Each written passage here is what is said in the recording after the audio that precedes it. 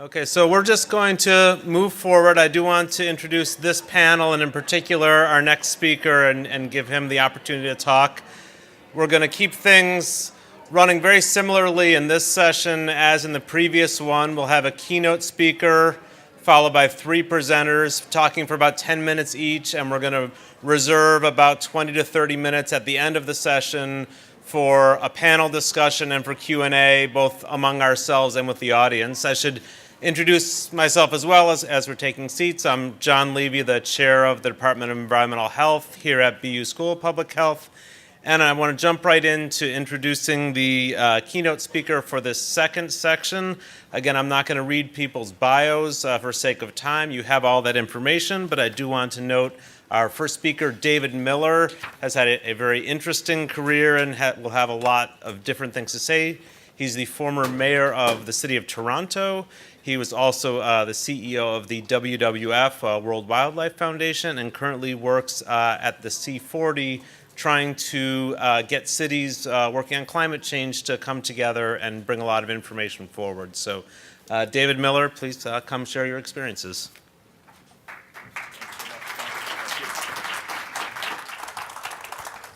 Thank you very much, John, for that mercifully short introduction.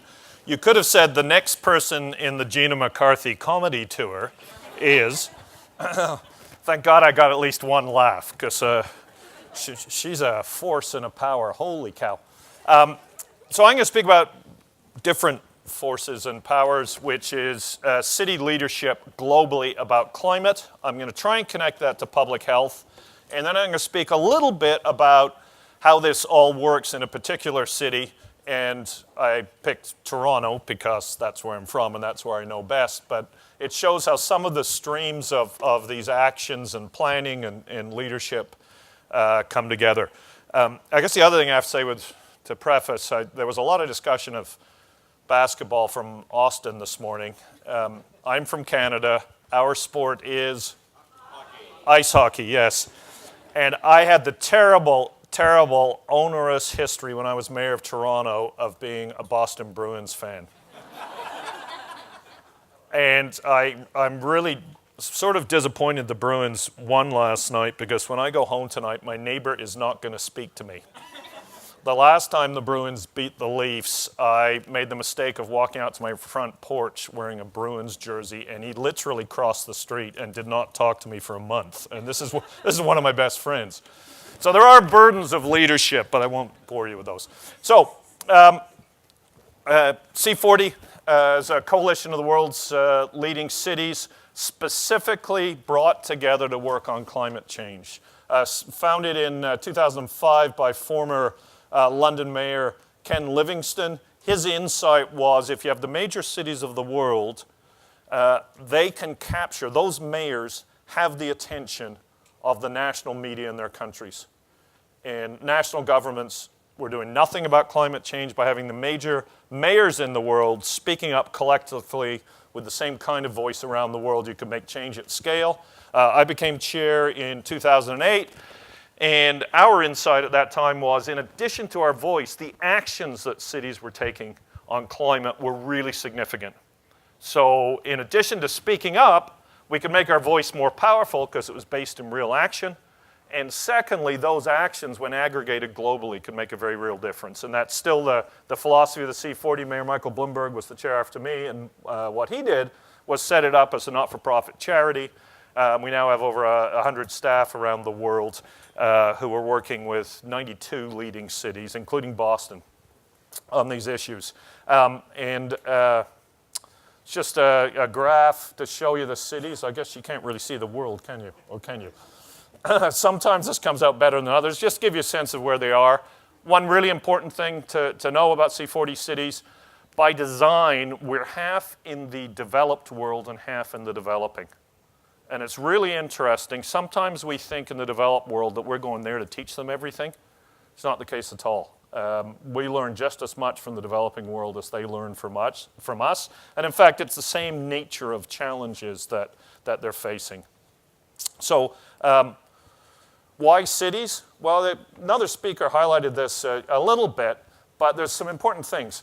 First of all, after I think 2008, and I'm not an academic, don't write down David Miller said 2008, something like 2008. For the first time in recorded history, more people lived in urban areas than lived outside urban areas. So in about 10 years ago, the world became urban for the very first time. That's why cities matter. Cities also matter because, according to a study for the C40 done by Arup, the vast majority of global emissions can be ascribed to cities or to the activities needed to sustain them, like power plants. So the emission from a coal plant, whether or not it's in the city, if it's supplying electricity to the city, is in that figure. It's around 70 to 75%. So cities are where people live, where the problem is from the perspective of carbon, 70 to 75% of greenhouse gas emissions, and it's where people are starting to feel the impact of climate change. And we've all seen that. We saw it in Austin's slides. You can see it from Houston, New Orleans, Hurricane Sandy. And not being a scientist, I'm quite free to say this is climate change. Not it's climate change at a 90% likelihood 2 out of 3 times this year. It is climate change. We're seeing the effect of it. When Al Gore talked about this in Inconvenient Truth, which came out 11 years ago, he said this is what we're going to see, and we are seeing it. And it has huge implications for cities. One of them is cost. You know, if you build your infrastructure assuming that a 100-year storm is going to come every 100 years, not every 2 years, you have to completely rebuild your infrastructure. I met a mayor from a smallish town on the Mississippi. They had 3 years ago, I think, they had in northern Louisiana, they had a 500-year storm. The next year they had a 1,000-year storm. Okay, imagine the impact on their infrastructure. And that does speak to the other thing about cities. Mayors, by nature, are practical because you're responsible for real things that affect real people's everyday lives.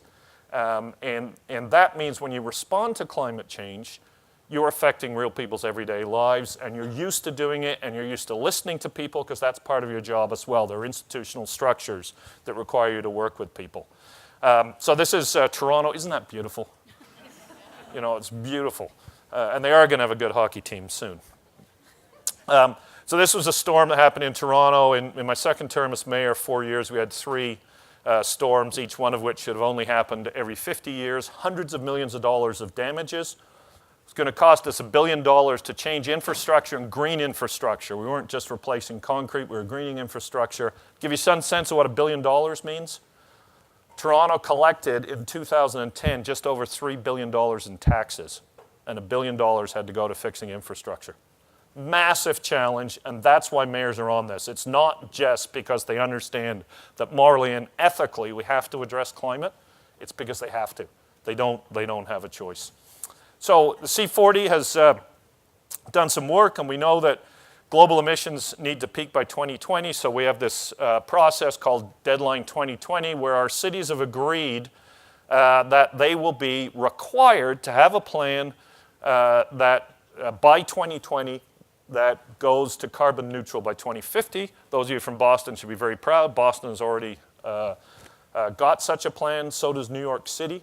And really important, we've put a lot of resources and effort into ensuring this will happen globally so that cities can show the leadership. And this just shows why. You know, C40 cities' budget is going to be, carbon budget will be gone by about 2025, the world by 2060 if we stay on the current path. Very, very scary. This is just here because it's a nice photograph. Aren't they nice people? Those are the mayors.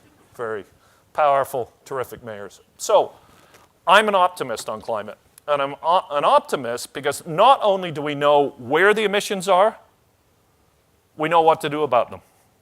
And I think not often enough, particularly in the United States with the current administration, which doesn't seem to really be very good on this issue, we forget that we actually know a lot of what to do. So we know, for example, not only are 70-75% of the emissions globally in cities, those emissions are concentrated in 4 areas: electricity grid, how we heat and cool buildings, transportation, and how we manage our waste. And if we can get those things right, we can dramatically reduce emissions in these 92 global cities.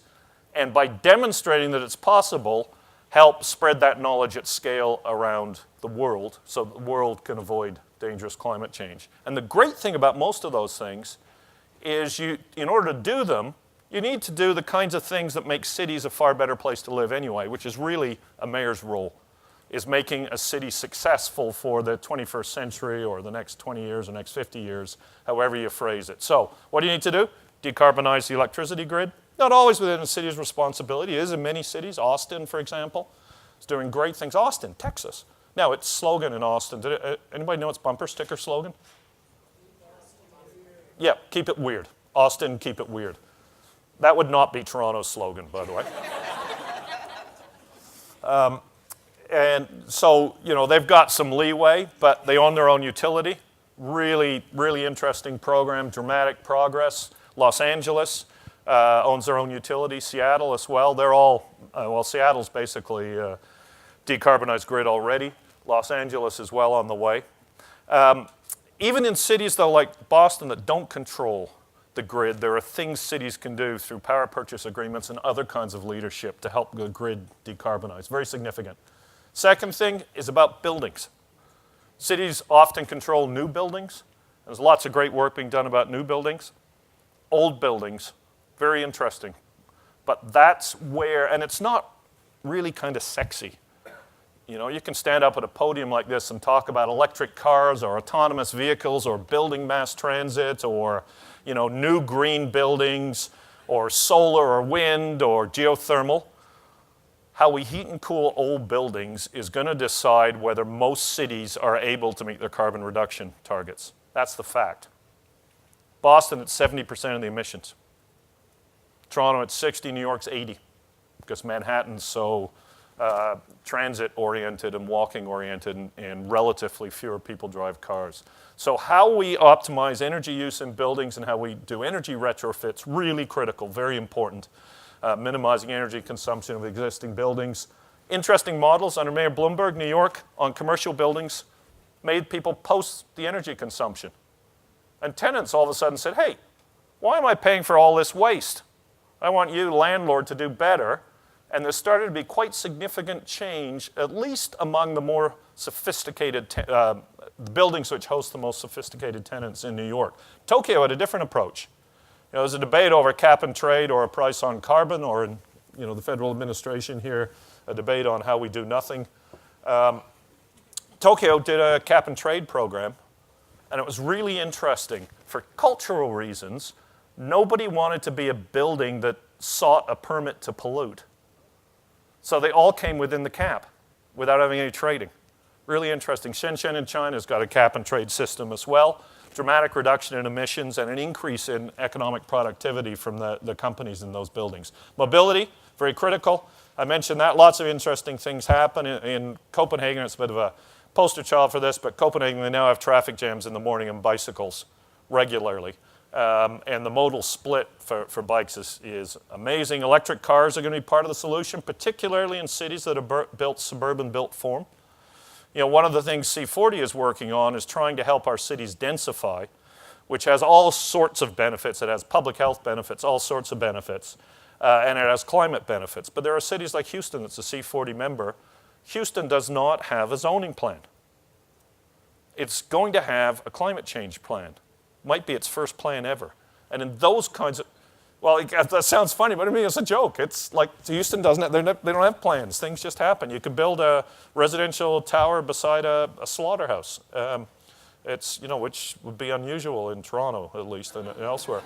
But in a city like that, electrification of vehicles, of cars, is going to be really important. And C40, as a number of our cities have signed something called the Fossil Fuel Streets Declaration, which says they're going to have a carbon-free zone in their city. I think BU's doing some work on that right now with the city of Boston. And they're going to go to all electric buses.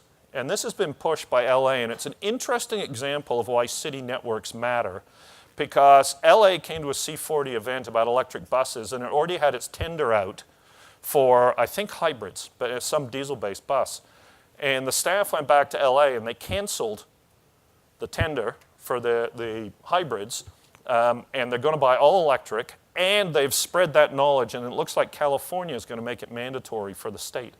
And now they're working with other cities globally so that at scale, the manufacturers are going to be able to say, hey, we're going to sell a lot of these electric buses, and that'll bring the price down. In fact, in busy cities like New York City, electric buses now, they're more expensive to buy but cheaper to run, and the overall cost over time is now lower than a diesel bus. There's your clean buses. Waste management, I think fairly obvious, but methane comes out of landfill. Cities like Toronto have now separated out their compost. Is this done in Boston? I should know this, but do you have a green bin you put your compost in? Cambridge does. Okay, I used to live in Cambridge. That's the People's Republic. Fantastic. So what in Toronto now, we've built something at one of the transfer stations to collect the methane from the compost, and it's going to be put back in the gas system, and there is enough gas there now to power the fleet of garbage trucks if they're converted to natural gas vehicles. Now, there's a big debate about whether natural gas is truly a transition or not, but the fact that you can use your compost, not just to use the compost for people in parks, but to use the gas from it to power the trucks that pick it up, is a really interesting example of sustainability and a transition strategy, and infinitely better of just allowing the methane as methane to go into the atmosphere, highly polluting. So those are the things that are happening. The heart of it, though, and I think this is where we really tie into public health, we need to ensure that climate action is inclusive. So one of my responsibilities globally is a program we call Inclusive Climate Action. And it's actually kind of tough. You know, it's not that tough in a way to go to cities and say, hey, here is how you measure emissions, here's the categories, here's what you do, we'll help you and give you technical assistance to plan to address climate change, to figure out how to include people from an equity perspective and see their needs are met. It is not as susceptible to putting a simple model the way planning for climate is. It's complicated to plan for climate, but the model's clear what you do. So we're working together with some leading cities. New York's got some great examples. It's examples like in Los Angeles, Watts Rising. Do people know a little bit about Watts Rising? It's a very interesting transformation of a low-income neighborhood. And the people in that low-income neighborhood came to climate not through the impact of climate change like they did in New York. It's Hurricane Sandy that sparked low-income neighborhoods to act. They came through it through public health issues about the environment. And when the city of Los Angeles was talking to people in Watts about the transformation that they might be able to do in partnership with the people and what did the people need, they raised things like asthma. They raised things like their kids' high rates of cancer from what they believed were coming from because of the industry around their neighborhood. Those kinds of very real public health issues. And it enabled a conversation about the environment that has also led to some climate action. For example, one of the other issues that people raised, and low-income neighborhoods always raise this for obvious reasons, is jobs. How do my kids get a better job than I have and have a decent income? And they've got a program to train people to be technicians and installers for solar power in the Watts neighborhood. And that conversation really started with public health impacts of the environment. So one of the things that I see from public health is if we're going to be inclusive about our approach to climate change, we can engage communities through public health discussions about their needs and what they see. And it's a way to start the conversation about environmental issues that can lead to climate and lead to positive action. One of the great things that mayors know is that when you do these things, people are happier. Of course, a lot of Canadian cities on that list. Personally, I would put Toronto ahead of Melbourne, but you know.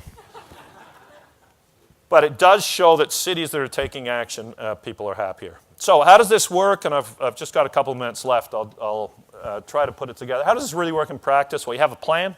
Right? So Toronto had a plan. This is a 2007 plan, passed unanimously. It had lots of targets, basically Kyoto plus. That was renewed last year by the city. The result of the first plan, you'll see in the STARS headline up here, emissions dropped in Toronto between 2007 and 2012 by 15% based on a 1990 base level, which is more than Kyoto because of the city's plan and the closing of a coal-fired plant. So if anybody ever just says to you, yeah, I believe in climate change, but you can't do it, it's going to destroy the economy, destroy life, it is absolute and utter nonsense. Okay, Toronto, if anything, has challenges because the city is too well off. It's got increasing inequality. It's got neighborhoods where we're seeing generational poverty, which has never happened in Canada because we have wonderful things like national health insurance. And by the way, if anybody ever tells you that Canadian medicine is lousy, tell them to stuff it. I'm now being like Gina. It is fantastic, and I'm so proud to have national health care. In fact, I even have my health care card here. I should have brought it out.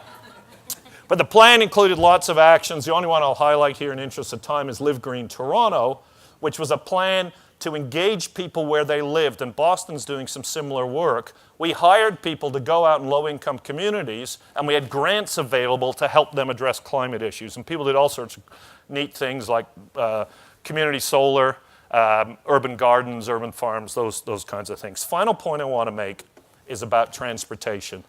Critical from a climate perspective. It's also critical from a city building perspective. This is a map of the plan that came in while I was mayor. Some of this is being built. Some has been built and stopped and will start again. It got a bit political. But the first thing about this transit plan was it was designed to accommodate growth pressures in the city. And if you have higher order rapid transit, this is light rail like your green lines, higher order rapid transit, you can accommodate more growth. The second thing about it was designed to support our official plan, which said people should be able to live in Toronto without having to own a car. And if you have a proper transit network, people can move out of the cars and use transit. That also has really important local health effects, and that was part of the positive local health effects. That was part of the planning of this.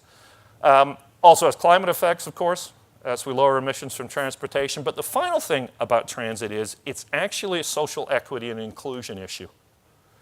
These lines were planned based on where we thought the growth was going to go and where the highest use of transit in non-rapid form, i.e. buses. Where are the most people taking buses? And who are those people? Low-income communities. So this is actually a plan to join low-income communities into the fabric of the City of Toronto. And that matters from a social justice perspective as well. And I'll just tell one quick story, and then I'll finish. When we were consulting with people, I went out on the Shepherd East bus. You can see it over there on my left, your right. Toronto's 43 kilometers wide, by the way, 30 miles. So it's a big city, spread out. And I was talking to people. This is 6 o'clock in the morning. They're commuting to work, and I've got this fancy pamphlet about light rail. I said to this woman said to me, Mayor, what are you doing on my bus? And I said, well, I'm talking to people about the Shepherd East Light Rail line. She said, what's that? And it says, like European-style streetcars, runs in its own right-of-way, kind of like an above-ground subway. It'll come every 5 minutes, and it'll be reliable because you don't get stuck in rush hour traffic. And she said, boy, that would really help me. I said, where are you going? She said, work. Where do you work? I work at the airport. The airport is where the Transit City button is. Okay? And she's on Shepherd East. How do you get there? Well, bus, subway, bus, bus. How long does that take you? 2 hours if I make my connections. Boy, you got a long day. Oh, but that's only my morning job, Mr. Mayor. What do you do in the afternoons? I'm a cleaner at the Royal York Hotel. That's the bottom of the U down there. That's bus, subway. And then to get home, it's subway, bus. More than 4 hours a day. 2 jobs. Now, what does that take away from her? There's a big debate in Toronto about whether we should build this or should build one subway stop, at a cost of $5 billion or build 5 LRT lines to serve the whole city. As you can imagine, I have a certain view on that. She can't go to the meetings and stand up and say, I want the Shepherd East LRT because she's stuck on the bus. She can't go back to school, and there's a local community college near where she lives. She can't go back to school and get the skills to have 1 full-time job instead of 2 part-time jobs. And she can't even get home for dinner with her family. So she is not participating in the life of the city, her family life, or taking the opportunities that others take for granted because she's on the bus. And this plan was designed to address climate, to address local public health issues by stopping pollution, and to help grow the city. But really, climate action, just like this plan, is actually about social justice and inclusion. And that's why it matters so much, because if we get it right, people like her are going to be part of the fabric of society, and they're going to be able to live meaningful and productive lives. And that's what matters about what we're trying to do. I've been a bit long, but I really appreciate your time and attention. Thank you very, very much. Thank you.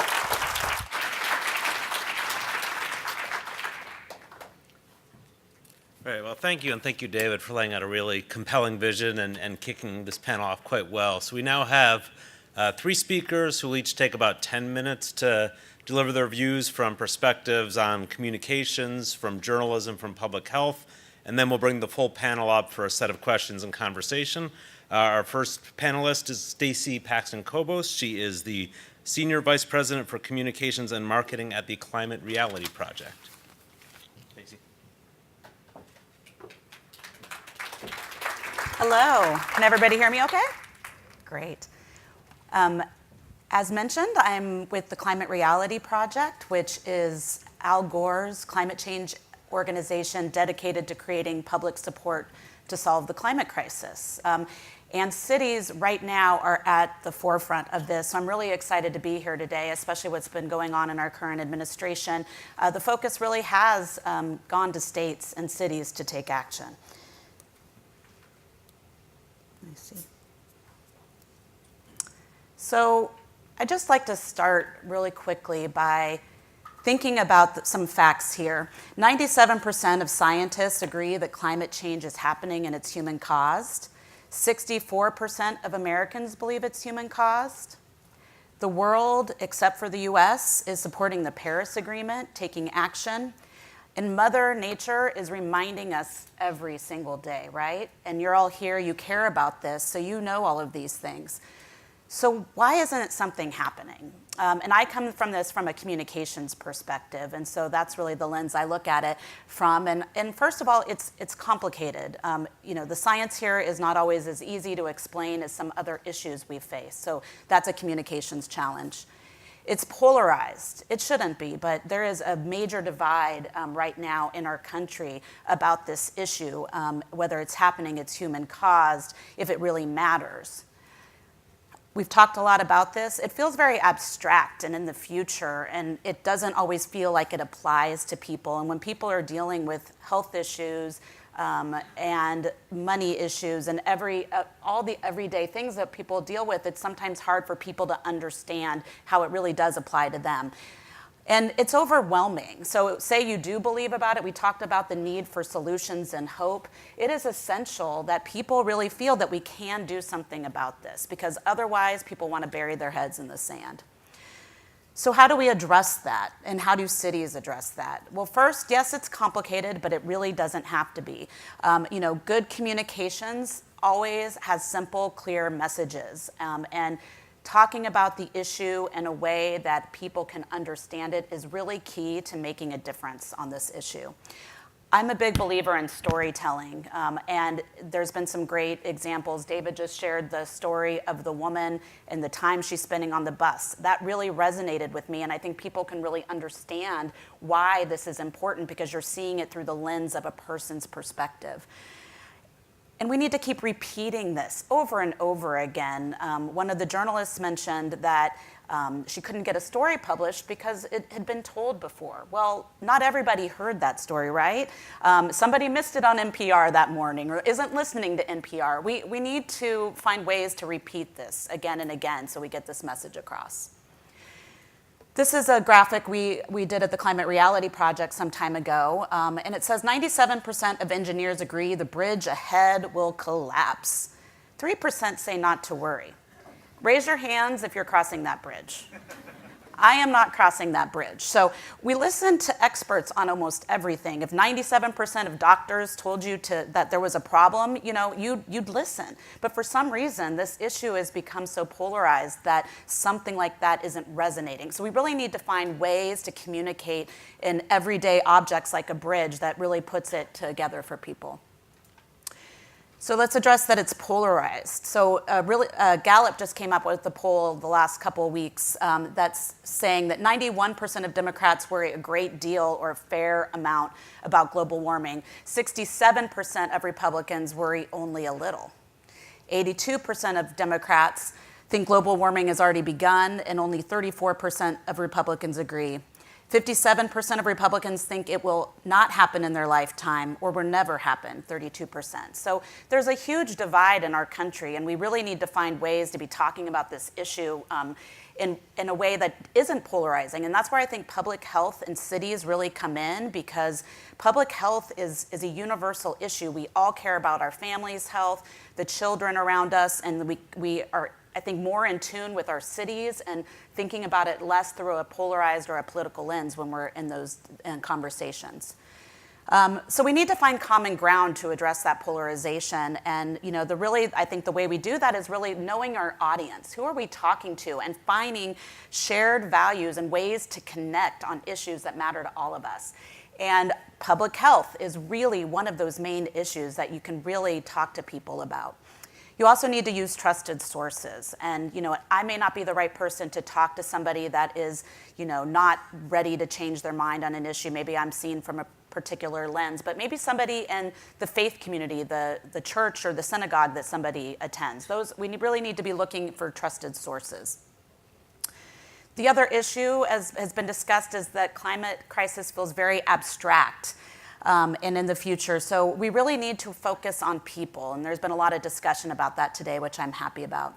We need to connect it to something tangible. Again, that's where public health, I think, comes in. And we very importantly need to offer solutions. Luckily, there are so many solutions out there, solar, wind, they're becoming cost competitive in a way that even just a few years ago we didn't think was possible. So solutions are here, and they make a lot of sense, as David said, for a million different reasons, and certainly public health is one of them. I like to look at this from a psychological perspective, and this is Maslow's hierarchy of needs. And I think this is really where our cities come in, because too often we're in this self-actualization category. And for people not familiar, the basic concept is that before you can care about certain issues, you need to be able, if you're hungry, if you're tired, if you're sick, if you don't have shelter over your head, then it's very hard to take time to be thinking about the climate crisis. And so too often we're in this self-actualization quadrant where we're thinking about these big picture things. We really need to start looking in the physiological and the safety buckets and really communicating about how the climate crisis is affecting those things. It's the food, it's water, it's our family, it's our health, it's our mortality. These are issues that climate is certainly affecting now, and we need to be talking more about it from that frame. So framing climate change through the lens of cities and public health, I think, is a strong way to get these messages across. I'll just quickly share a personal story. So I was pregnant in the summer of 2016, and that was really at the height of when we were talking about the Zika crisis. I was terrified. My doctor couldn't tell me what the risk, I live in Washington, D.C. is, but couldn't really tell me that it was a concern enough that their answer was wear long pants, wear long shirts, and it's August and like 95 degrees, 100% humidity in Washington, D.C. These are the ways when there's a lot of different analysis on what is going on with Zika and other vector-borne illnesses. But to me, this is a way to connect a public health issue with the climate crisis, is that because our weather is changing, our climate's changing, it's getting hot, there's a lot of different factors that are coming into play, that things that we didn't have to care about or think about. A pregnant woman didn't think about the Zika virus in the US. These are issues that are now attached to the climate crisis, and we need to be able to communicate those type of issues. And we need to think about visualizations that bring that home. So the threat of pollution and the air quality, asthma, allergies, this is more of an image rather than a polar bear. And there's nothing wrong with the image of a polar bear, but we really do need to focus on people and the impacts on people to really bring it down again into that quadrant of people's needs and where they're at. And so I just want to leave us with, it is a difficult crisis to tackle. There's a lot ahead of us, but there's so much hope. And in this particular time in America, I think some of us that care about the climate crisis do sometimes feel discouraged. I'm personally very encouraged because at the Climate Reality Project, we're seeing more people than ever apply for our trainings. People are enthusiastic. Cities are really pushing this issue at the forefront and making things happen in a way that we hadn't seen before. So the Paris Agreement is going forward and the world is taking action. The We Are Still In movement that's led by cities and businesses that are saying that no matter what happens, that we're still pushing forward on the climate crisis. And again, renewable energy is really leading the way. There are so many solutions that do everything from help with the climate crisis to improve our economy, improve our independence on energy. So there's so many solutions at hand. So there's so much to be hopeful and focused on in that regard. And I want to just leave you with that, to always focus on the hope and solutions, because otherwise people tend to bury their heads, and we really want to lead with the positive. So thank you.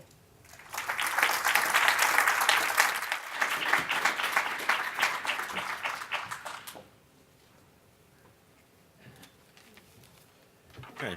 Thank you, Stacie. So our next speaker is Carlos Dora. He's the coordinator of the Public Health and Environment Department at the World Health Organization. Carlos.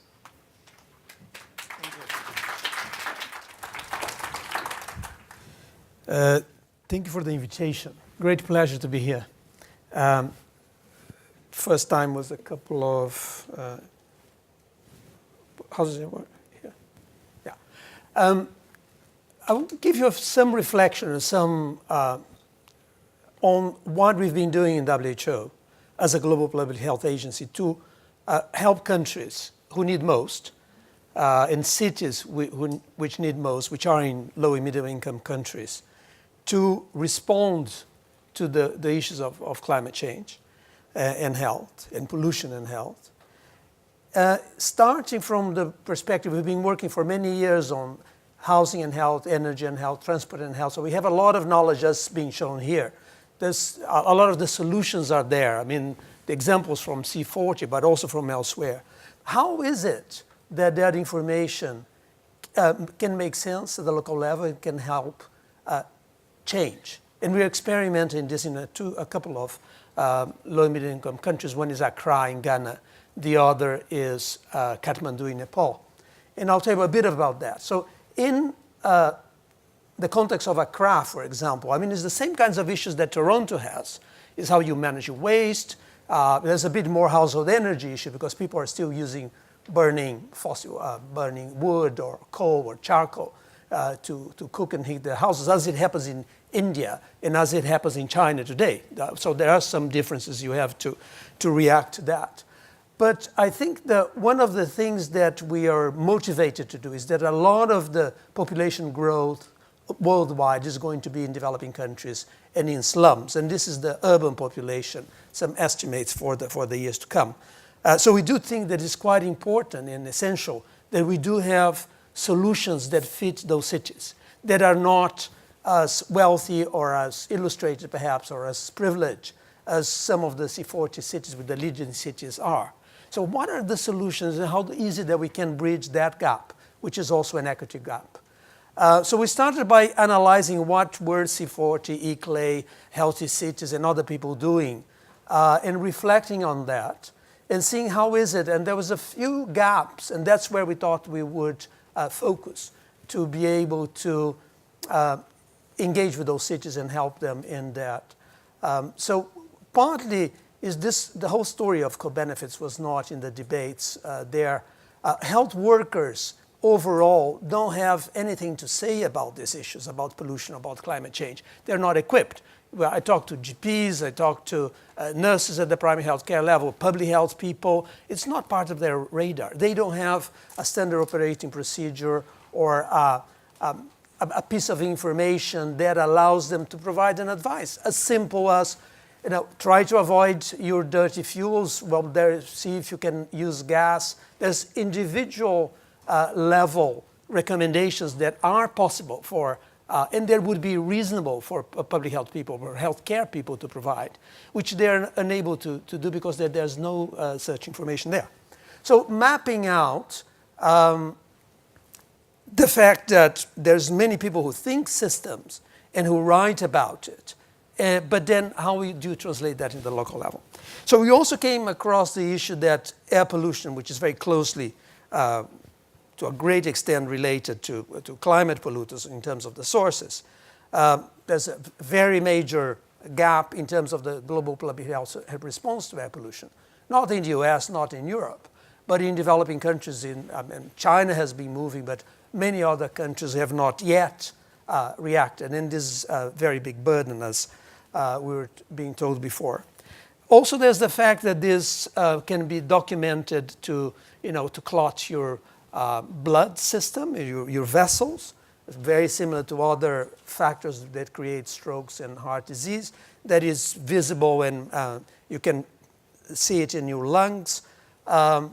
We've been producing then information, and this is one of the examples. There's a global communications campaign on that.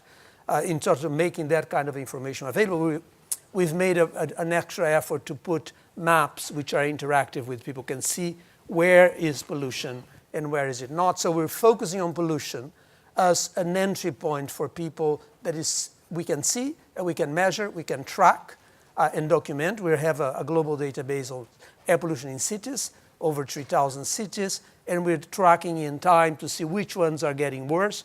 It is the developing country ones which are getting worse.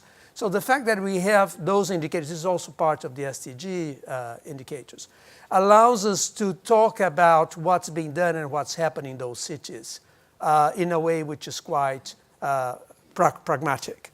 The other reason, and this is a slide from a newspaper in Kathmandu, is that some civil society organizations have been doing some popular or citizen science using some portable monitors because the government was not producing the information, the monitoring. They were keeping as secret or not releasing. And they just bought a bunch of portable monitors, starting monitoring, checking it against some proper monitors. They had the fortune of meeting some scientists as well, and publishing that every day in the newspaper. So that became part of the daily conversation of Kathmandu. That's slightly different in Kathmandu and in Ghana. Ghana has a more organized government and more capacity from the government point of view than Kathmandu does. In Kathmandu, the civil society organizations play a much bigger role in having some of this public debate. And this is sort of some demonstrations in Kathmandu. So that led us to create a model response, and I'll go in a schematic way showing what we're doing, and we're still halfway through implementing this. We're happy where we are, but this is a series of 6 steps, which starts by understanding the local context, not only which are the main sources of air pollution, then we get hold of emission inventories or some source apportionment studies perhaps, which happen to have been made in Accra. In talking with the people, when we identify the main sources, which are very similar to other places in the world, waste, burning, transportation, energy, sources of energy, or lack of access to clean energy. We start engaging with the locals, mapping the stakeholders, mapping the policies, and mapping a bit of the history. What policies have been tried? And we found out, for example, that in both cities, they've been trying to implement rapid bus transit systems, which you know is a good thing, for at least 7 years, and have not managed for a variety of reasons. So the question is not only where is the good solution, but how is it that people locally can engage in identifying the good solutions? How is it that each one can contribute? And specifically being WHO, where is it that the health care sector, where is it that public health people can help influence and inform those decisions? So that mapping is, we do that jointly with people like Habitat or Eclave, so some of the local actors, and civil society, academia, and people who are working in communications are an important part of those first discussions, artists as well. The second part, as coming from the health perspective, is to build some competencies. And we do focusing on the quantitative part, because we do have models, and normally you would find people who can use numbers. And we have air pollution data, for example, and health data for all the cities. So that gives us an entry point to create some models and scenarios there. But instead of doing that from outside experts coming in and visiting and doing the models and leaving. We're sort of training local people to do those. So they can run new models when they get better data, and they can own the information. The tools that we are developing or we are using are all open access, so we leave the or we are in scenario analysis for use of epidemiological health impacts and economic tools. So that's something that hasn't been done before. How do you use economic information? Costs to local people, not the costs in general as are done normally by most of the economic studies, which look at estimates based on the value of life in different countries. We are looking into the local costs to the local health systems and seeing how is it that pollution in that place or lack of action in local energy solutions is costing to the local health system or to the individuals in terms of out-of-pocket expenditures. Trying to localize the information to see where it makes sense to them. The scenarios are then provided in terms of if you do option 1, 2, or 3 in terms of public transport here, or in terms of transportation systems, what you get in terms of savings for health systems and individuals, and in terms of more health and less climate change gases. Then the question of engaging again with the people who were in the first place, the stakeholders which were engaged in the initial assessment. And how do you get that through? In creating the vision for the future of the city that incorporates some of those health elements. But often, most of the concerns are about, to our surprise, livability, access to green areas, having good sidewalks which don't have holes that you don't break your leg when you're trying to walk at night.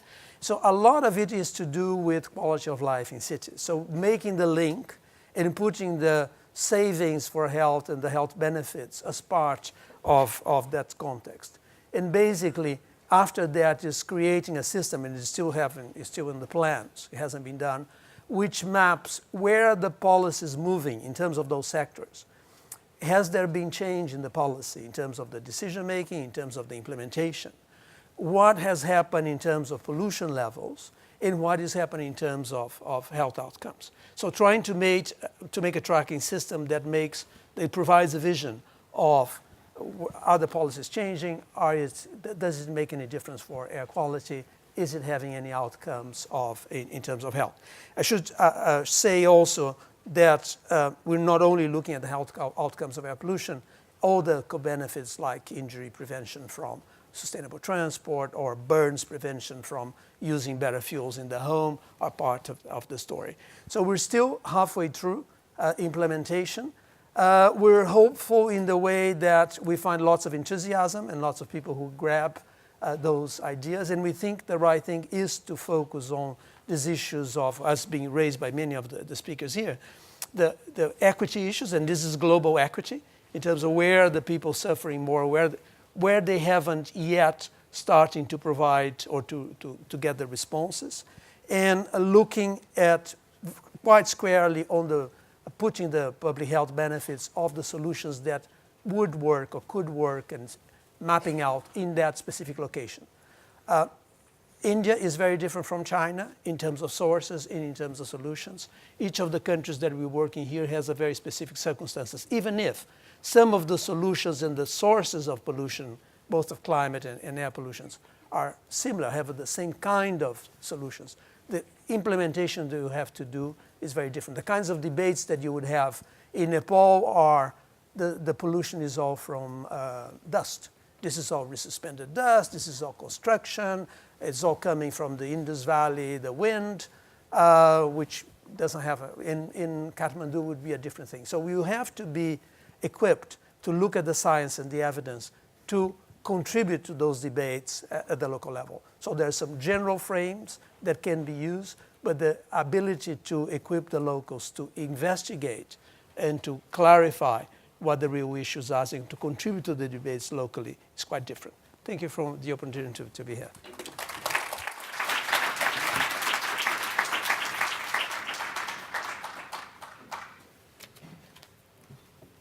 Well, thank you, Carlos. And our final panelist in this session is Nathaniel Rich. He's an author and writer at large for New York Times Magazine. Nathaniel.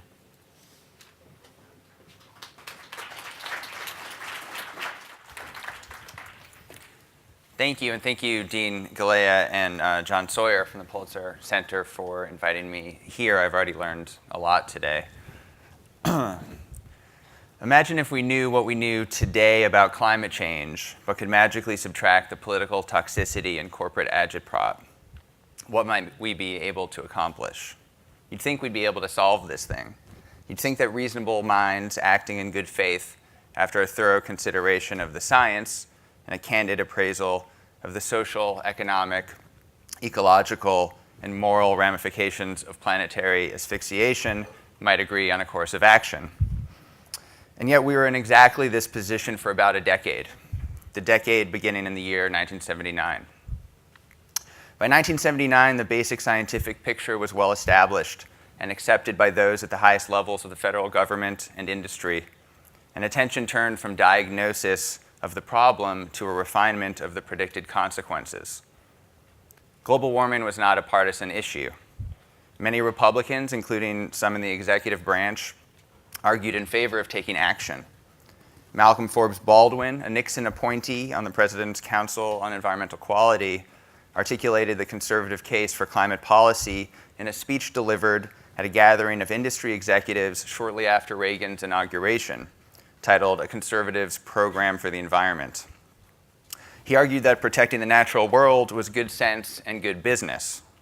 What was more conservative than an efficient use of resources that led to fewer federal subsidies? What was more conservative than planning more than, quote, one quarterly balance sheet ahead into the future?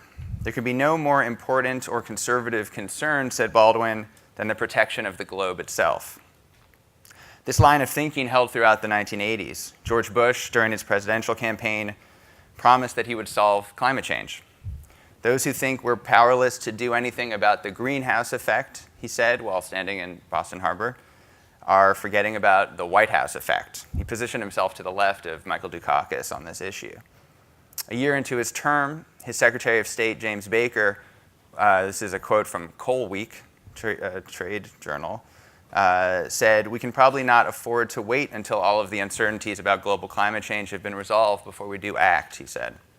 Time will not make the problem go away. The fossil fuel industry itself had not yet brazenly embraced the role of comic book villain. As late as 1989, the American Petroleum Institute's publicly declared position on climate change was to promote international cooperation and to encourage any policy measures that were consistent with broader economic goals, which is to say actions with other immediate benefits, including public health benefits. Yet the US and the world failed to pass any binding international climate treaty, and we've never really come close again. So I question whether partisanship is really our biggest problem. And I question whether the industry's misinformation campaign, as cynical and clownish as it is the problem. Now, public awareness of climate change in the 1980s wasn't as strong as it is today. 38% of Americans were aware of the issue in 1981. That rose to 68% in 1989. A respectable number, 68%, but not today's 97.7%. What about concern over climate change? That number's lower, of course. Today, 2/3 of Americans are concerned about climate change, yet a majority of Americans in every state, starting with West Virginia, say that the United States should participate in the Paris Climate Agreement. Overall, Americans support joining the Paris Accord by a factor of 5-1. So I question additionally whether a lack of public concern is our biggest problem. What is our problem? The shortest, most simple answer, I believe, is human nature. We're a medium-term species. We plan ahead, but only so far. We're willing to sacrifice comfort in the present for security in the future, but within reason. I don't think we'll be able to change human nature, but we can do better to prepare ourselves for the changes that await us and to moderate their severity. As we do so, as we try to exploit our species' greatest strengths, we will also have to reckon with our greatest weaknesses. I look forward to continue to learn from the other speakers here today how that might be accomplished. Thank you.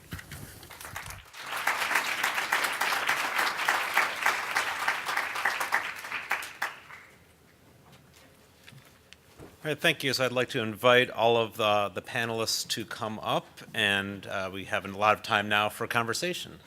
So I want to please come take their seats.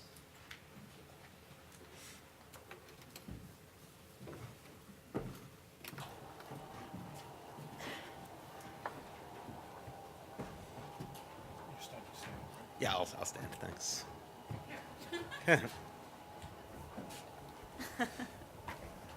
Okay, we've all found our appropriate chairs. So I'll kick things off with a broad question and then open it up to the floor. So I think we heard from everyone in this panel and in the previous one that there are a lot of compelling solutions that exist that can improve quality of life in cities. Things like increased green space, better air quality. And if you ask most people who live in cities, envision a city with cleaner air, where you have more spaces to interact with friends and to exercise, and where you could commute to work easily without sitting in cars for hours or on buses for 4 hours a day, work in healthy buildings. Most people would say that's a wonderful place to live. I'd love that. But clearly it's not happening in many places. So I guess the simple question with maybe the hard answer is why? So I'd like to hear from everyone. What is your perspective on what's the biggest barrier to action on these solutions, and what's a way that we can get around that barrier? An easy one to start with. I'm still depressed from the last speaker, Yeah. so Well, I would defer to the problem solvers on the panel on this one. Okay, I'll jump in since nobody is taking it here.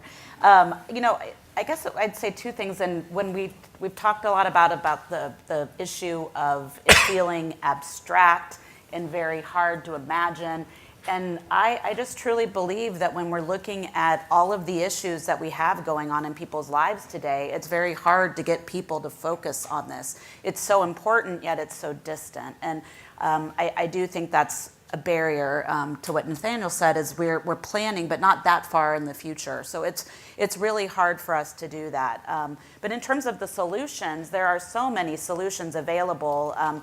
At the Climate Reality Project, we're very focused on talking about the solutions at hand from the renewable energy industry and all of the exciting things about the way that cities are committed to going 100% renewable and taking the initiative. And so many cities like Boston are really doing this and making it possible in Toronto.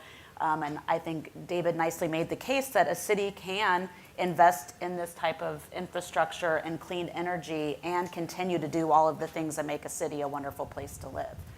So I do think there's an important, it's important to point out what's going on with the climate crisis, but also really focus on the solutions because they are here and they can be implemented. But we need all the people in this room and beyond to be talking about it with their friends and family, to make it an issue. Too few people are talking about this, and that's a problem too. So a couple of things. Is it okay to jump in? Sorry. If I look at you, I can't look at my colleagues. So,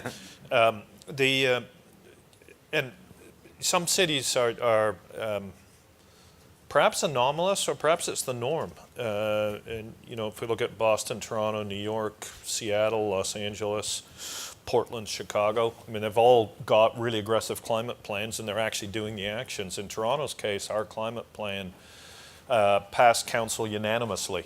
And in Toronto, we don't have political parties. The mayor's one vote, and there are 44 councillors. And trust me, it was not always unanimous. In fact, we didn't even get unanimity on when to break for lunch, and quite famously debated through lunch when to break for lunch. So having a climate plan be unanimous, and city government's very democratic, it means the councillors were hearing from their residents that they really wanted climate action. So I think that's the good side. I think the bad side and the challenge, and people have alluded to it in different ways, but I think as environmentalists, we've actually scared people too much. And this seems daunting. And the question I always get from people is, what can I do? What can I do as a person? Okay, I understand you're going to buy electric buses. Fine, I like electric buses. They don't stink like diesel buses. Thank you very much. But what can I do? And somehow we've made it seem so daunting that people, even people who accept all the science and want to act, are kind of paralyzed. And I think that in some ways is our biggest challenge, and we need to find solutions to that. So for me, coming at issues like air quality, I thought the WHO presentation was excellent because people want action immediately on that. And you can then relate that to climate, and it makes it seem less amorphous, less terrifying, because you're going to act and you can actually see some results if there's action quickly. I think that's one of, and I'd be interested in what other people have to say, that's one of the solutions to the problem we've created ourselves of making it so immense and terrifying that people, even people who want to act, feel paralyzed. I would just ask, I think this argument for using public health as a way into this is very effective, and I just wonder, I mean, Gina McCarthy made an interesting point about essentially, maybe I misunderstood her, but it seemed like she was saying, stop talking about public health as a co-benefit of fighting climate change, but focus more on public health. I'd go even further and say, why do you even need to talk about climate change with some of these initiatives? I mean, if you look at the right, to put this into the partisan lens, they don't try to do that. They don't try to build 100% support for, say, a tax cut that pulls at 35%. But for trying to pass it, they don't even talk about it often. That's not one of their main pitches to their voters. So I guess I would question this premise of two things. Why, if climate isn't selling on a communications level, do you need it to make these pitches for cleaner air, lower emissions? One, and also why do we need to convince everybody? Why do we have to convince more people than, say, to put it on an issue on the left, pro-choice doesn't pull 100%, but we still fight very hard politically to ensure it. So why is the standard different for climate change? I agree with what's being said, but I think one thing that is striking is the silo thinking, the fact that people don't look at systems and they cannot see the connections across. So I think there is a role for conversations and communication in sort of bridging some of those gaps, because I do sense that people generally ignore the benefits of some of those actions and some of the connections and the good things that can happen. So I think there is a part of that. And the reason for also linking with climate, although we start with pollution, is there's climate resources for especially for poor country cities that can apply for the Green Climate Fund, or for, that's an important thing, that they can see how much would the locals would benefit if they get some of the resources, if they were more engaged with climate. So I see it a bit from the opposite logic. If you're needing resources, there are resources out there with climate, so that's one good reason. But I do think that the whole story of silo thinking and decision making, it's part of what the conversations and the communication can make breakthroughs, can help make breakthroughs. Thank you. It's helpful. I want to toss out just one more question to the panel there, and then open it up to the floor. So, as a public health researcher, I don't need a lot of convincing that public health would be a good thing to emphasize. So that certainly, and with the public health logos in the background, this is clearly a receptive audience. But I wonder, for those of us who do public health research and who say we want to work with cities on problems, how should we be approaching things differently than we have been? Are there ways that researchers can be more productive collaborators with cities than we have been, and perhaps communicate better to cities and engage in dialogue with cities on the work that we do? Like, where have we fallen short, and what can be improved? So I suppose you kind of want me to start that one. Sure. So I think, first of all, any city administration worth its salt relies on the best available science and information. people should be proud of their city public servants. They have a really difficult and challenging role in modern society because the idea of public service is always under attack from the tabloids and from the right.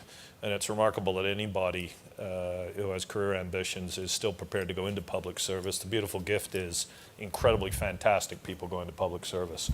So there's two levels to the answer. One is connections, ongoing connections with the public service, whose job is to distill this information and in a very complex environment, because you're looking at public health, transportation, social equity issues, income issues, jobs, and there's business unions, all sorts of different. So it's a very complex environment.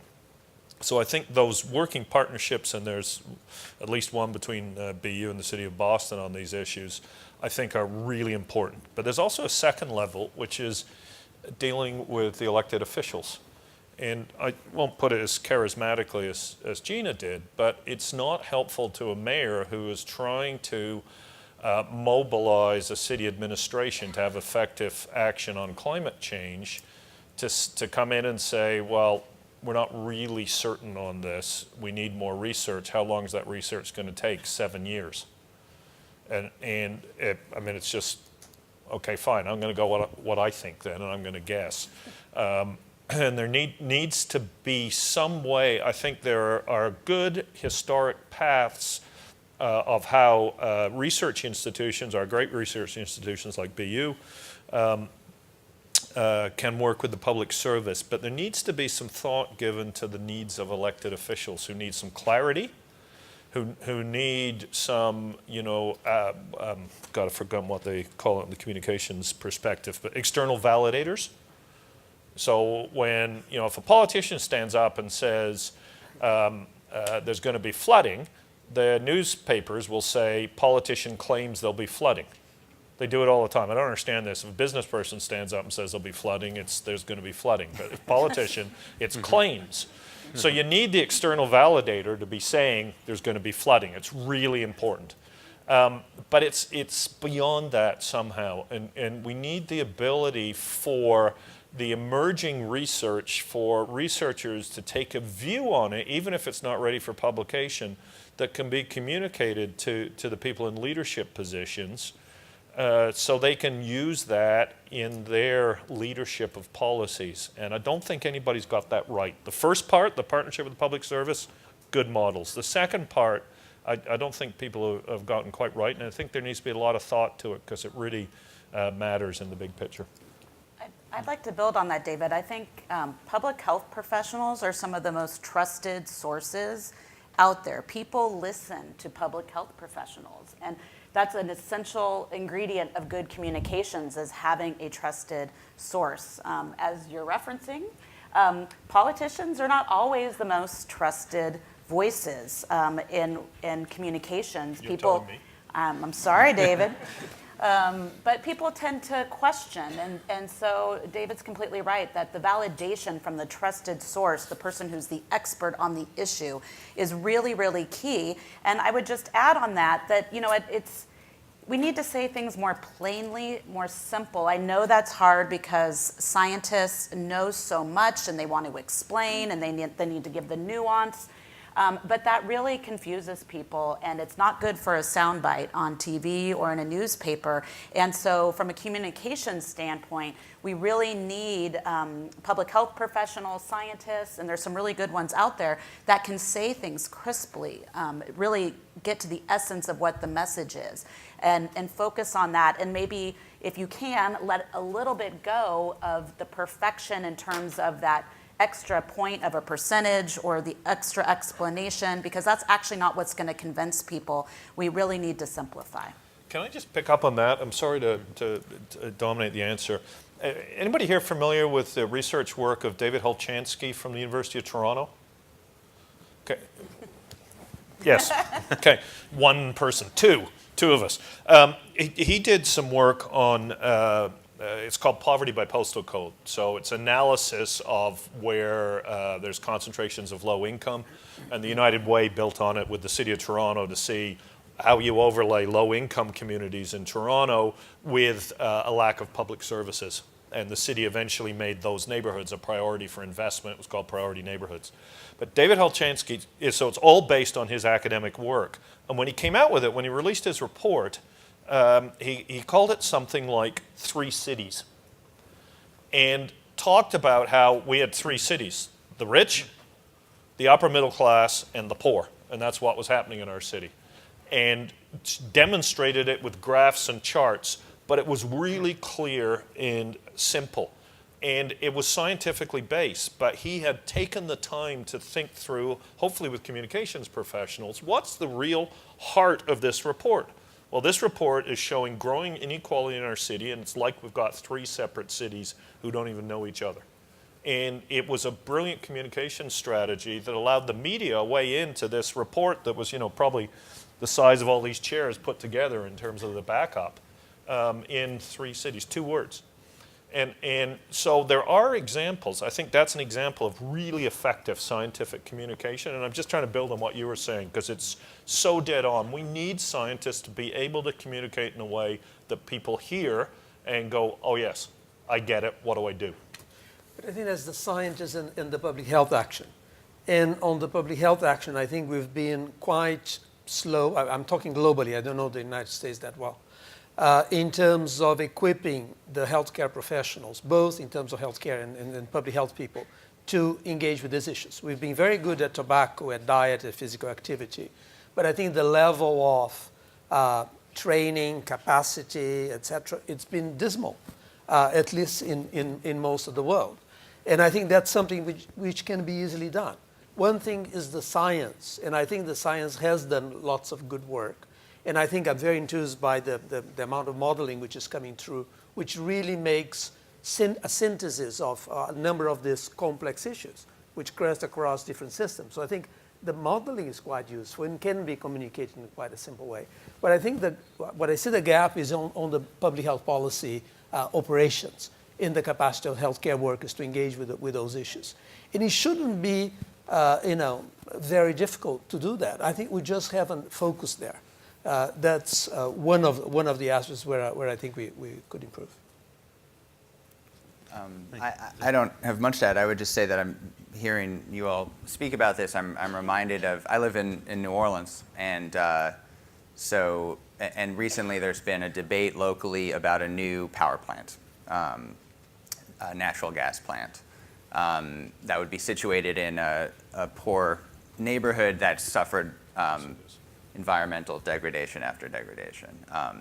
And there was a huge amount of public outcry and protest against the proposed plan, and very strong arguments to be made for why we don't need another power plant, that won't resolve the problems that we're facing, which have to do with outages during storms particularly. But there were sort of two arguments that were two sort of main arguments that were being advanced. One was the climate change argument, which I think you can't find a stronger version of this than in the city in America, one of the cities in the world that's most endangered by climate change. We should not be contributing to the problem by adding power plants that we don't need. So I think that's as strong of an argument on a climate change standpoint as I think one can make. The other argument was this power plant will create further health problems for these marginalized part of the city's population that lives in that area, and that once again they're being taken advantage of. That argument was much stronger. That was essentially, it was a public health argument. It was also a race argument, a social class argument. But that's what really made a difference. Not enough of a difference. The plant passed, and I should say it's a 100% Democratic city. But there's some legal challenges. But in terms of communications and strategy, I think there's no question that that's a stronger argument for most people. Perhaps one thing to bring up what happened in Ghana, that by engaging with different stakeholders, etc., we ended up stimulating, I mean, they happened spontaneously, that people from the School of Urban Planning decided to team up with the School of Public Health, that they haven't really talked, and they've decided to create some joint curricula for the university. So I think those things that perhaps we don't think of, if you're thinking only in terms of public health as well, are useful. We didn't have a school of journalism, but I think those, by engaging the public health arguments with a wide range of stakeholders, I think you can end up creating or stimulating kinds of connections which you don't anticipate. So I don't think that it's either public health or not public health. I think it's more how do you use the public health and what you generate as results, which sometimes are unexpected and they may be more than you had been planning for. All right, thanks. So I'm going to open it up to questions from the floor. Is it there? Yeah, some hands in the back. I should probably wait There's for the a mic mic to coming. come. Yeah. Sorry, my name is Manny Berengi. I'm an occupational medicine, environmental medicine physician. I'm actually, I just was able to sneak out of clinic for a few minutes, so thank you so much. This is a great panel. I think I might have missed a bit of your discussion earlier, so I apologize if this has already been addressed. But have you actually looked into incentives at the community level? Being able to incentivize individuals at the community level, whether it be incentives, financial incentives for getting people out of their cars, for instance. I know at BMC parking is a big issue, but there's really no incentive for folks to utilize public transportation. There's really minimal efforts, at least from a community and even from a state level, to encourage people to get out of their cars and make it more feasible for them to seek out alternative modes of transportation. Actually, this is addressed to the mayor of Toronto. Have you been able to develop some sort of incentivized program for community dwellers to be able to get out of their cars and really focus on alternative modes of transportation? Thank you. It's a good question. I think globally there are lots of carrots and sticks. From my personal perspective, the best incentive for people to get out of their cars is a really well-built and well-organized rapid transit system, mass transit, preferably electrified. And preferably rail-based. And in Toronto, we had some small examples of incentives. For example, we have a transit pass. We made it so that when I was elected mayor, it was an ID like your health card. And by the way, did I mention that the Canadian healthcare system? And we made it transferable so anybody in a family could use it. So a low-income family could have, 4 people working, and they might have different shifts, and 3 of them could use the same transit pass. So there's modest examples of that, and I think some thought could go into it. But the biggest issue for me is, do you have a proper rapid transit system? Is it rail-based, either light rail or heavy? Is it electric?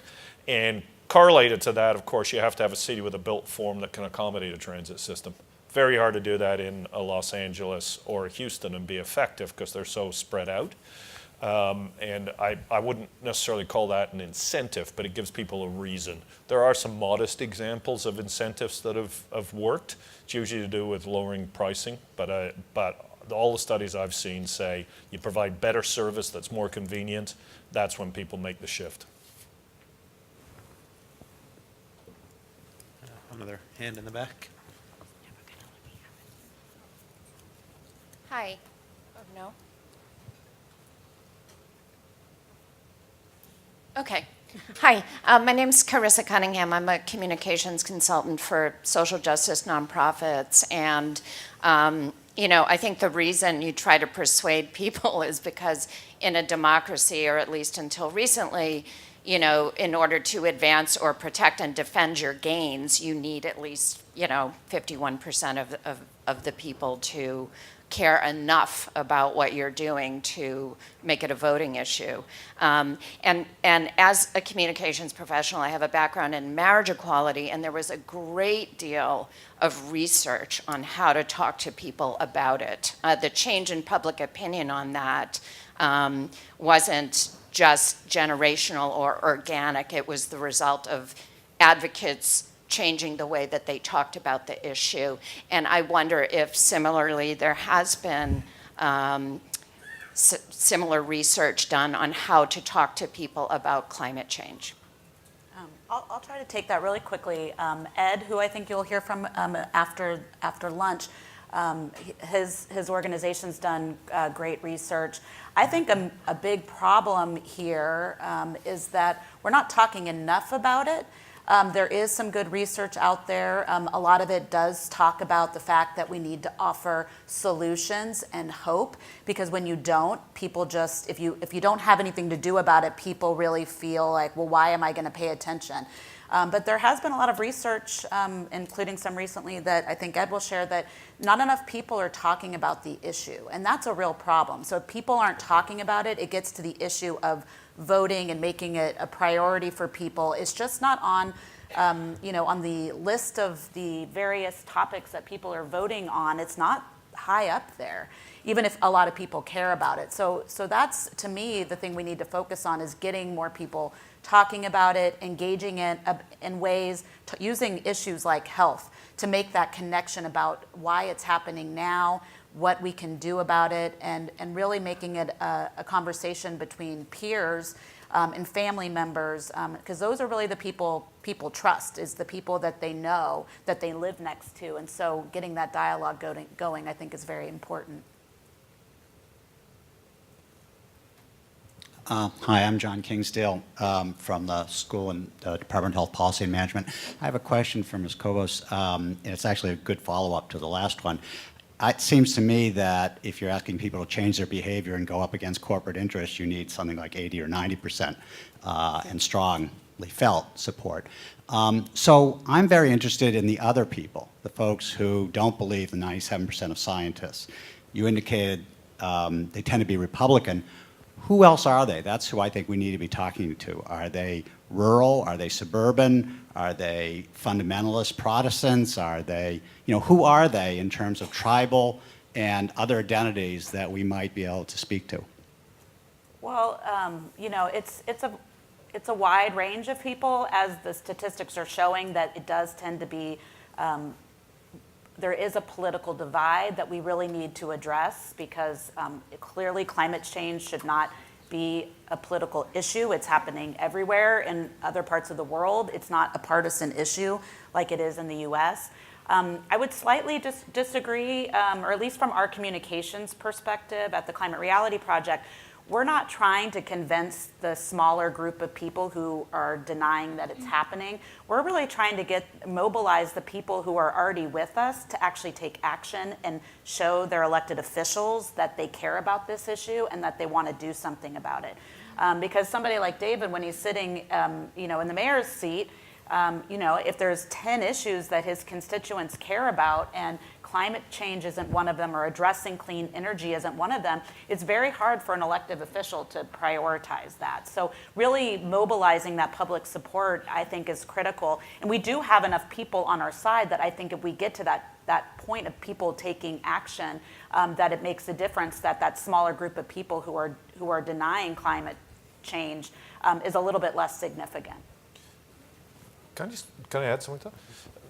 I agree completely with what was just said. I just want to give a little example. When I was a city councillor, there was a debate in Toronto about what to do with our garbage. And it was before we had our new system. And one of the solutions proposed and pushed by the mayor of the day was to bury it in an abandoned mine called the Adams Mine. And it was a ludicrous solution. We had to ship our garbage something like 7 hours north of Toronto to put it in this abandoned mine. And the debate was very academic. And environmentalists were with you, but nobody else was. And I was facing a very difficult re-election because the boundaries had changed. And I was facing a councillor who had been elected for 17 years or something. I've been elected for 3. And an local environmental organization called the Toronto Environmental Alliance had the brilliant insight to show a photograph. And they leafleted everywhere with a photograph of the Adams Mine, which of course had become a pristine lake in northern Ontario because it actually rains. And mines don't sit there empty forever. So there was this stunningly beautiful lake, and they said, this is where Toronto wants to put its garbage. And they drew an arrow on the photo. Game over for my opponent. Completely, and it changed the dynamic like that. And I think the underlying thing was it was something people could connect with. Right, it's a bit abstract to say we're going to truck our garbage or by train 7 hours north to the Adams mind. But when they saw that photograph, it just changed everything. And it's always stuck with me about effective communications, because it was simple, it was clear, and it spoke to people. You know, in Canada, we value our wilderness. We love these pristine lakes. And this looked like a pristine lake. I think we have maybe time for one or two more questions. George Mokre, I publish a weekly that looks at what's happening at colleges and universities in the community about these issues. There's another way to talk about climate change without talking about climate change, and that's emergency and disaster preparedness. So for instance, solar, civil defense, flashlight, radio, cell phone, right? Extra set of batteries. All of those can be charged with a few square inches of solar electric panel. That's also entry-level electricity for 1.2, 1.4 billion people around the world. And now those things are being produced for $1 a pop in production costs and $5 retail around the world. I'm wondering if any of you have experience with using that as a lever along with public health to deal with real solutions. Everybody knows there's going to be a weather emergency, if not this year, then next year, if not next year, the year after that. And it doesn't matter whether it's drought, flood, blizzard, tornado, anything else. We have to prepare for it. And to think about alternatives within that emergency preparedness as it relates to the long term for climate change might be a useful lever. I would agree. I think that's where, in terms of public health globally, whereas we've gone more often. If anything, I think the other areas, in the long-term infrastructure investment, you know, that connection, I think, is more missing for the mitigation. I mean, that's more like an adaptation issue, and that's the way it's been done. So in public health terms globally, I don't know about the U.S. But I think it's a good idea, and you should be connecting. Have one more pithy, rapid to respond to question. Hi, my name is Margarita Persico, and I worked as an independent journalist and also for 3 Fortune 100, including transportation company. My question is, what recommendations would you give for or have for U.S. Virgin Islands and Puerto Rico that nearly 7 months ago, they got devastated by a double hurricane, first Irma, and I think within 2 weeks they got a second Hurricane Maria, which terribly devastated the island, the whole infrastructure, electric infrastructure, everything, including all their agriculture and everything. What recommendations you would give? I would have thought it would have been the next thing being a U.S. territory, that the next thing would be, this would be an example, a world-class example for a green infrastructure, just like Toronto did after their hurricane. Any recommendations of what could be done and help?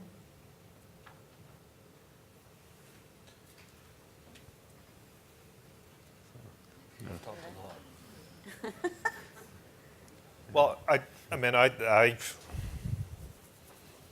it's appalling that Puerto Rico's been treated the way it is. That's how it looks to people outside the United States of America.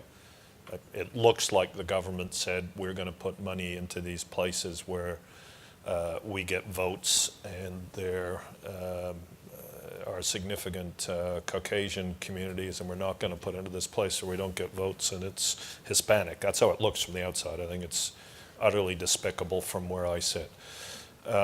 Having said that, a disaster like this, you know, one of the things we thought about in Toronto was how resilient is our electricity grid? Was Boston part of the Great Blackout in 2003, August? No? Well, we lost all our power in Toronto for 3 days because a fuse blew outside of Cleveland in a poorly maintained privatized utility. So it's caused us to think a lot about this. And one of the things, we're having some fights with the regulator about it, so we haven't got there, but you can change your electricity grid to be far more resilient by making it decentralized based on renewables. that kind of thinking, I think will go a long way in Puerto Rico, and thinking about green infrastructure and other ways to deal with the flooding.